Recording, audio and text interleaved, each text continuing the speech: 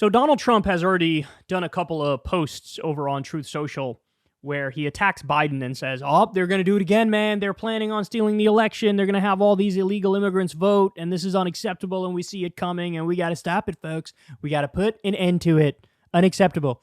So in other words, he's trying to poison the well up front that if he loses the election, I didn't actually lose the election. I told you this was happening beforehand. I told you illegals were voting beforehand. I told you they were working on it beforehand. So now, to be fair, the Democratic Party in Florida literally canceled the Democratic primary. They said votes don't matter. Tennessee, same thing. North Carolina, same thing. Massachusetts, same thing. The DNC said to New Hampshire, your election literally doesn't count. Why? Because you're supposed to go first, but you were in a pro-Biden state, so we kicked you to second.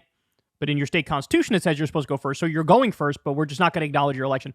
So in many ways, let's be clear, Democrats and Biden are being incredibly authoritarian. The difference is, of course, Biden won in 2020. It wasn't even close. He won by 7 million votes. And, they don't have the institutional ability or infrastructure support or knowledge or wherewithal to pull off stealing an entire general election. That's insane.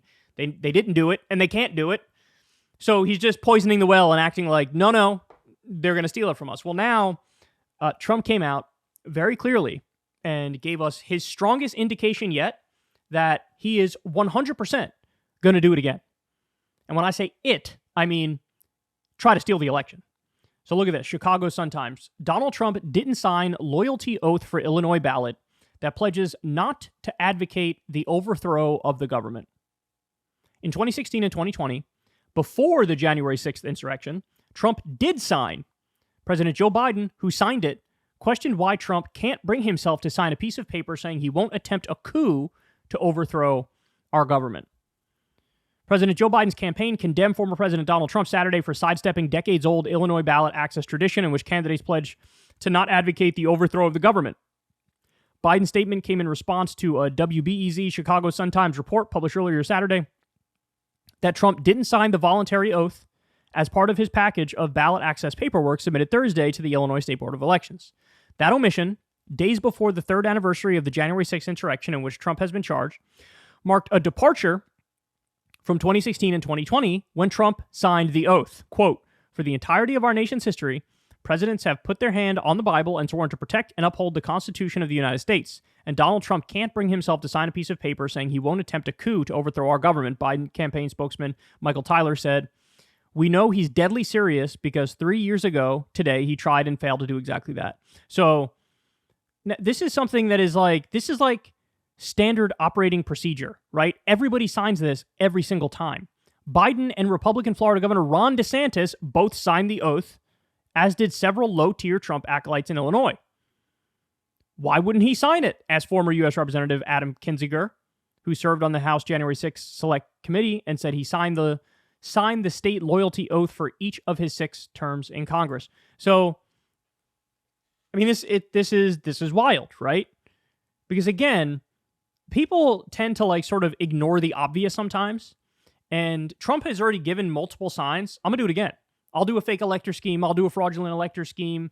I'll go further next time and use whatever tools at my disposal. I'm not going to listen to any of the many dissenting voices that are in my administration anymore. I'm going to pack it with loyalists. I'll do what I want. I'll go as far as possible to maintain my grip on power and to say I won. And the fact that he doesn't sign this is a clearest indication yet that he's going to do it again. And so, look, I've been telling you guys for a while now, I don't see a good way out of this predicament that we're in. There is no good way out. So if you run through the possible scenarios, what can happen? Trump can win the primary and win the general, and then we get 4 years of Trump. Disaster. Trump can win the primary and lose the general, but then he's just going to say he won the general, even if he didn't. Trump could lose the primary, and he would just say he won the primary and he didn't lose it, right? In a scenario where Trump wins, we had the Women's March last time, which was a peaceful protest, but it was the biggest protest in U.S. history. Maybe we'd have something that's not so peaceful next time if Trump wins. If Trump loses, same thing. How do we know his people are not going to riot or not going to cause violence in the streets? I mean, I don't see an easy way out. Honestly, the best case scenario, in my opinion, is to rip off the Band-Aid quickly. Now the Supreme Court say, look, you violated Section 3 of the 14th Amendment, the insurrection clause, you can't run. Sorry, you can't hold office. And yeah, would that lead to maybe bodies in the streets? Maybe. Some rioting? Maybe. Some anger among Trump people? Yeah, potentially. Absolutely. Like I said, there is no way out. But at least in that scenario, I think it's the quickest, fastest, easiest, most accurate way based on the Constitution and the law to actually rid ourselves of this guy. But, in that scenario, he wouldn't stop then either, right?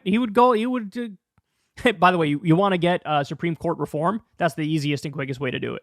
Have the Supreme Court make the right decision vis-a-vis Trump, and he'll be out there saying, we got to pack the court. We got to abolish the court. No more judicial review. They would absolutely turn on a dime and start advocating stuff like that. And by the way, I'd be here for it, right? It'd be awesome if they were to do that.